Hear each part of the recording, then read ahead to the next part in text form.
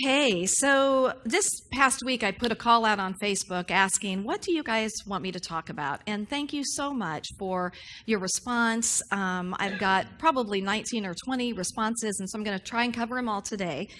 And so I hope that you brought lunch, and no, not really. Okay, but today what we are going to talk about is we're going to talk about unity and social action.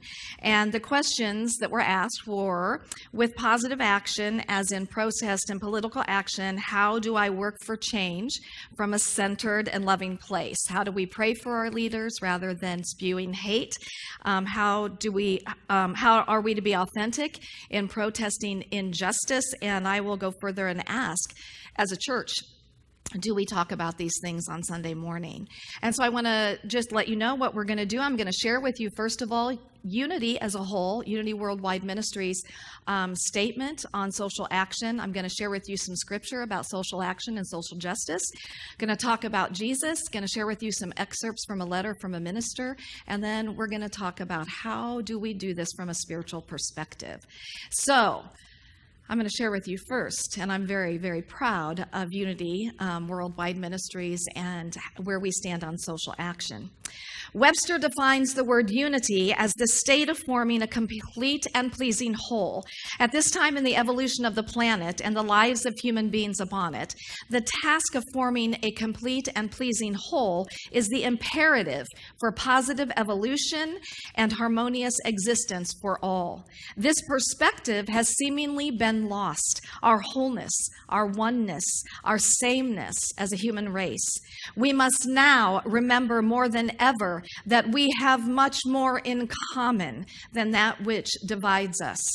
The unity movement stands for and will tirelessly work for harmony, so all people may know the freedom of peaceful expression, so they may know their inner worth and essential contribution to the whole of life. Where there are divisions of opinions, beliefs, and perspectives, unity embraces curiosity, exploration, and expanded awareness of the gifts of diversity. Where there is fear of the other, unity stands for inclusivity and peaceful acceptance of another's right to create the life of his or her choosing. Where there is oppression and hatred, we stand for justice and understanding and for extending compassion, kindness, and forgiveness to restore balance. Where there is discrimination, we stand for inclusivity and equality. We pledge to be an advocate for well-being, respect, and civil freedom of every human being.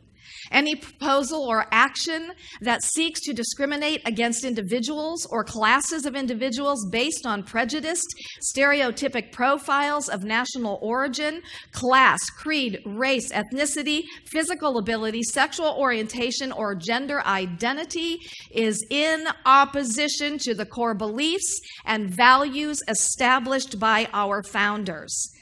We choose unity. In harmony with the divine spirit, we stand, so we may live in a spiritually awakened world that is continually evolving. This is our prayer and our decree, and through our actions, we let it be. Unity's statement of social action. Pretty powerful, right? Yeah. Oh, yeah. It feels so good to be a part of this organization. So I'm going to share with you, what does some scripture say about social action and social justice? Isaiah 1:17 says, learn to do good, seek justice, reprove the ruthless, defend the orphan, plead for the widow. Proverbs 31:9 says, open your mouth, judge righteously, and defend the rights of the afflicted and needy. Zechariah 7:9 and 10, thus the Lord of hosts said, dispense true justice and practice kindness and compassion, each to his brother, and do not oppress the widow or the orphan, the stranger or the poor, and do not devise evil in your hearts against one another. Micah 6:8, he has told you, O man, what is good, and what does the Lord require of you, but to do justice, to love kindness, and to walk humbly with your God. Proverbs 22:16, he who oppresses the poor to make more for himself, or who gives to the rich, will only come to poverty. Matthew 22:39, You shall love your neighbor as yourself. And Matthew 7:12. In everything, therefore, treat people the same way that you want to be treated. I think that's called the golden rule, isn't it? Treat others the way that you want to be treated. Okay, so clearly we are called. We are called to action. We are called to stand up for and to stand with. Now, let's talk for a minute about Jesus and unity. I have been reading lately this great biography on Charles Fillmore Oak, our co-founder. And this biography was written in the 70s. And it was such a beautiful portrayal of this man who really and truly, he walked with this awareness of this relationship that he had with Jesus the man and also with the Christed aspect of Jesus. And every class that he started or every service that he opened, he would say, Jesus Christ is the head of this household. And way back in the late 1800s, the early 1900s, there was actually a New Thought Alliance. And the Fillmores were part of that for a period of time until the New Thought Alliance decided that we would not talk about Jesus. And Charles Fillmore, man, he was like a rebel in his own time. He was true to what he believed, and Jesus was Jesus was it for unity. And so he broke away from that New Thought Alliance at that time. And so my point being, he absolutely believed that this was what unity was about, was following the life of this man, following what he did, how he showed up, but also following that higher conscious, that Christed way, what we would call the Christ consciousness. Jesus intentionally, purposefully, and passionately addressed very specific causes. He didn't just verbally affirm the causes of the oppressed. He wasn't a bystander. He wasn't a passive observer. He devoted himself always towards seeking positive change. He addressed specific political, social, and racial issues. He was helping those who were being abused, violated, and oppressed, the people who were marginalized. He was saying, everyone matters.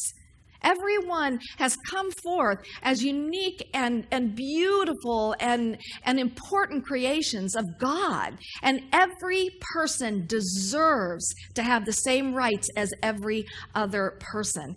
He not only threw himself often into a conflict, but Jesus, he was a rebel, and he often caused the conflicts of his time by disrupting the social norms, angering leaders, condemning officials, and criticizing the governments.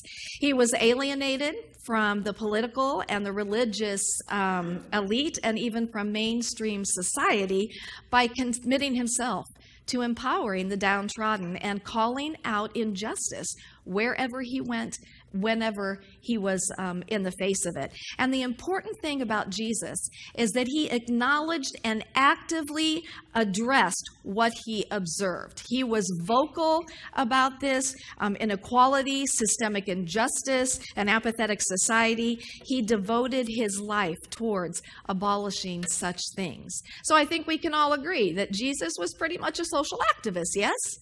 Yeah, he brought about huge changes in his time. So I know that this may ruffle some feathers here today. That's my job, ruffle feathers.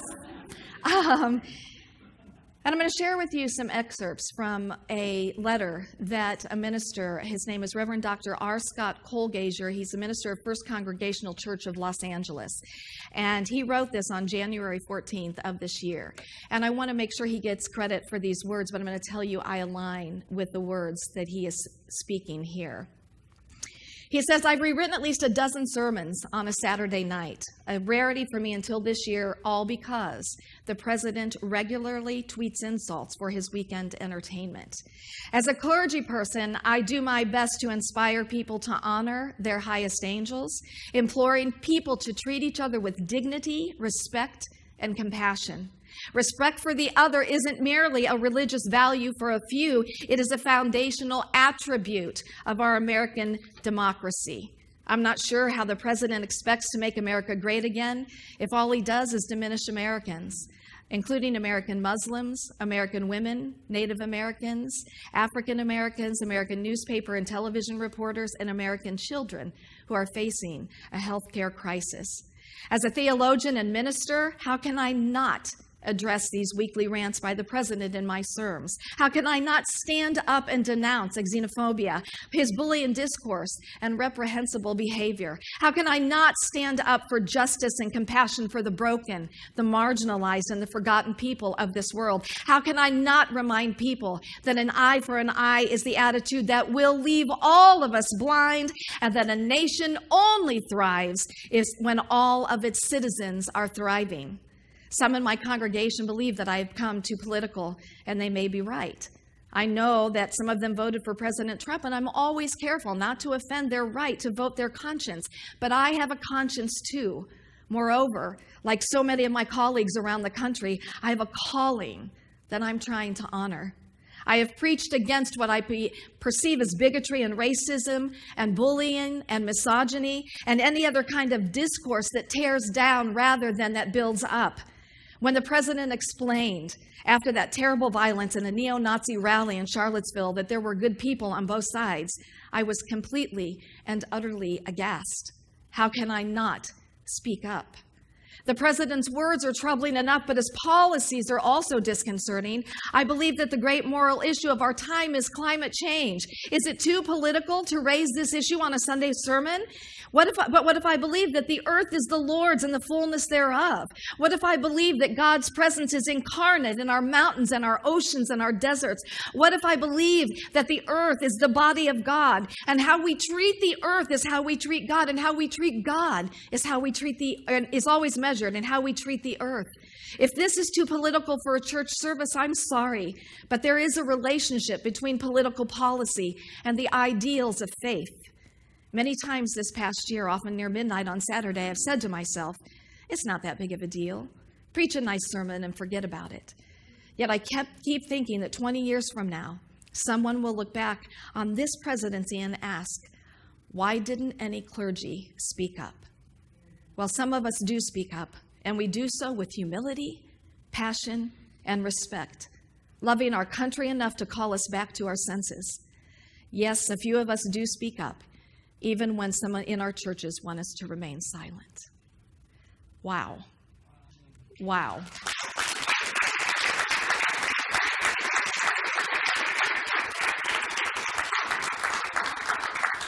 So the question as to whether we stand up for what is right is an easy one. It's yes, absolutely, we stand up. But there are two other questions today.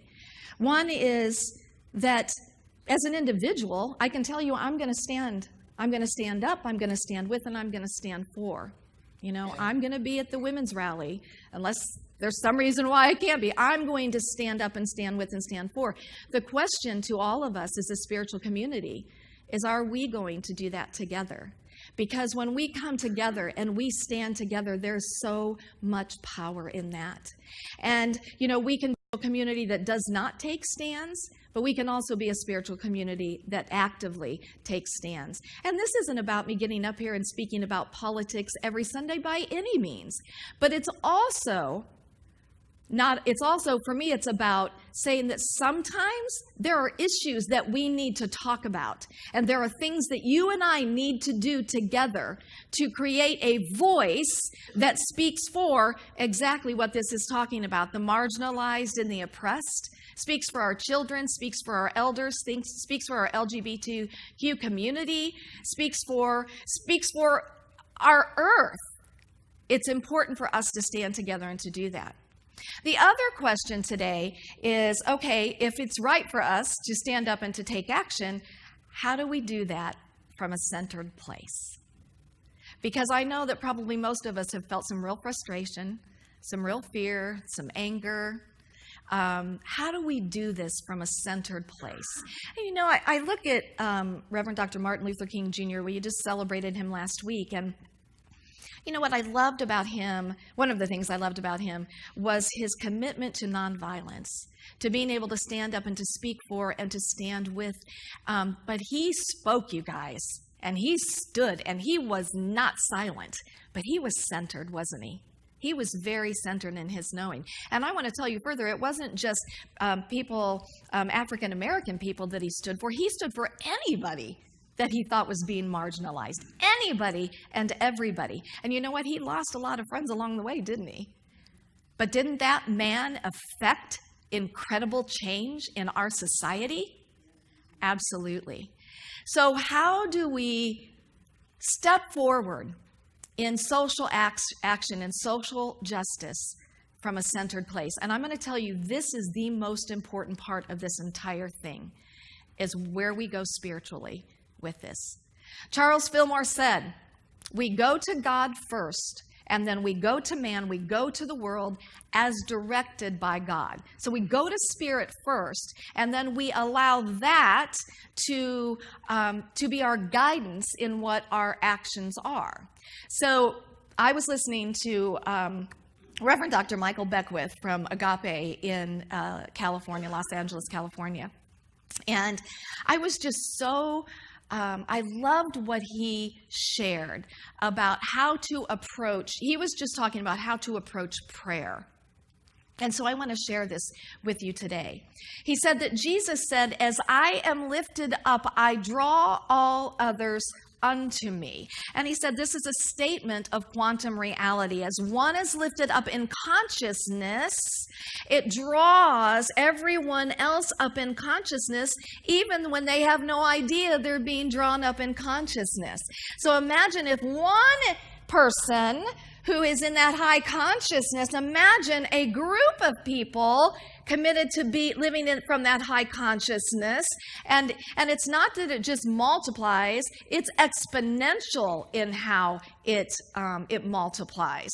And so this is where we are called, is from this high consciousness. So he said, when we go to God in prayer, when we go within and we're desiring to be centered, one of the things that we have to remember to do is not to bring the condition into that time with us. So we bring no past conditions in. We bring no current conditions in. When we approach spirit, we approach with that absolute knowing and that clarity that God is infinite, that God is limitless, that I live and move and have my being in God mind, that God is pure love, that God is the peace that passes all understanding. We go in with this knowing. So we aren't going into this time saying, oh my God, things are falling apart and I'm so afraid and what do I do? No, because we're bringing that into this most creative time. We're setting that aside because we don't want to limit God. We don't want to limit the limitless by bringing these conditions. These are simply effects. And we change the effects by first changing our consciousness. But we cannot go into that consciousness bringing the effect in with us. So we set that aside.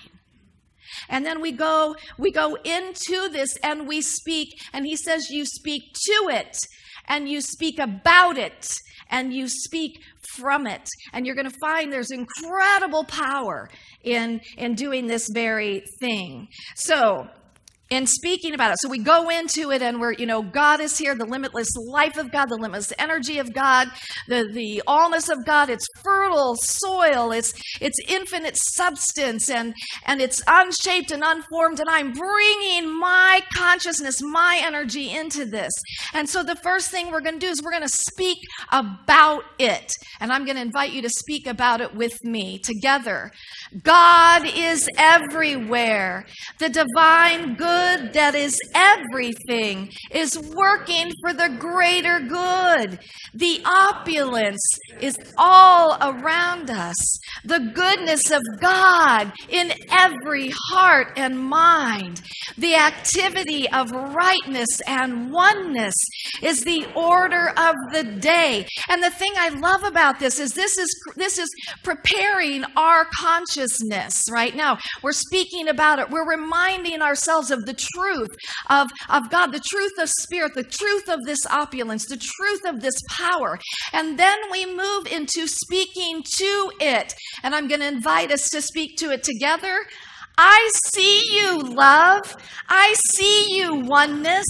I see you, healing occurring on every level in all of leadership. I see you, joy arising. I see you, love, connecting minds and hearts. I see you, abundance, where everyone is taken care of. And you can already feel how that is rising you as you're saying these things. Because now you're not just speaking about it as something separate. You're seeing it. And when you're seeing it and you're speaking it, you're feeling it, aren't you? I see you. And then we move into speaking from it. And we speak from it. Why? Because we are it. We are the isness of God. And this is our greatest point of power, is when we speak from it. So I'm going to invite us to speak from it together. I am a divine center, a spiritual center of love. I am the oneness that connects every living thing. I am the life energy that heals the sick. I am the enoughness that feeds, clothes, and shelters everyone. I am divine ideas. I am love that connects everyone, heart to heart and soul to soul. And when we are centered in this, that we're speaking from it because we are it, that power, it's unbelievable what that power is. And you know, the beautiful thing about this is that as we center ourselves more and more in this, as we speak from it, we are it. That as we go out into our daily experience, we will be guided to action. And we will know what to do, and we will know what to say. Have you ever thought about that if you were in a situation where you saw somebody that was being oppressed, what would you do? What would you do if you were in an environment that you could be harmed? And you saw somebody being oppressed, what would you do? Well, when we center ourselves in that we are the isness, we are the eachness, we are it expressing, it will bubble up from within us. And we will know what to say, we will know what to do. And I'm going to tell you, there is nothing in us that will be able to stop us from standing for our fellow human beings, from standing for what is right and good and true and pure. Because that's the nature of God. That's the nature of good. That's the nature of love. We cannot help but be that. It will spill out from us. And we'll be surprised at how it comes out. And you know what? Here's what I want to tell you. I know that what we want more than anything is to be able to show up in a place of love and a place of peace. But I'm going to tell you something else. Anger is just an energy. And there have been times when anger has been the very thing that was needed to finally shift something. That energy that said no more and stopped it in its tracks. And so I want us to get over this thought that we can't be powerful in standing for what is good and true and right. That we have to be meek, little beings that always come from this place of peace and love. I've said many times, love isn't always this quiet little thing. If your child is doing drugs, are you just going to sit down and peacefully talk to them about it? No, it's going to come out a lot bigger than that, because that is what love does. And so I just want to encourage us not to feel so like, oh my gosh, I got kind of angry there, bad spiritual being. It's okay. We don't want to live in anger. That's the big thing. We don't want to be angry all the time. That's not what this is about. But it's time for us, you guys, to stand up. And I want to invite you to join me and to join this spiritual community in being the people who will say, no more, no more. Because we know what is right And we know what is good, and we know what is true, and we know that everybody deserves equal rights. And we know that our children and our elderly deserve to be taken care of. And we know that our planet is beautiful and that we're in trouble today. And we have an obligation from our soul to do whatever we can to take care of this beautiful, amazing Mother Earth. She blesses us daily. And it's so important for us to take care of her. And so I'm inviting you to join me. And I'm going to ask you right now, if you will join me, to stand up if you're willing to join me.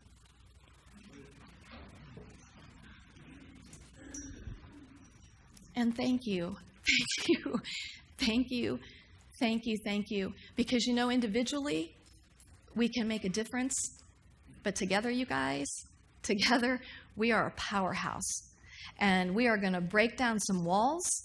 And we are going to break through some barriers. And we're going to do it in the most loving way that we possibly can. But by golly, if we need to be strong, we're going to be strong, right? Right. Absolutely. So thank you, guys. Together, let's be the change that we want to see in the world. And so it is, and so it shall be. Amen and amen and namaste. Namaste.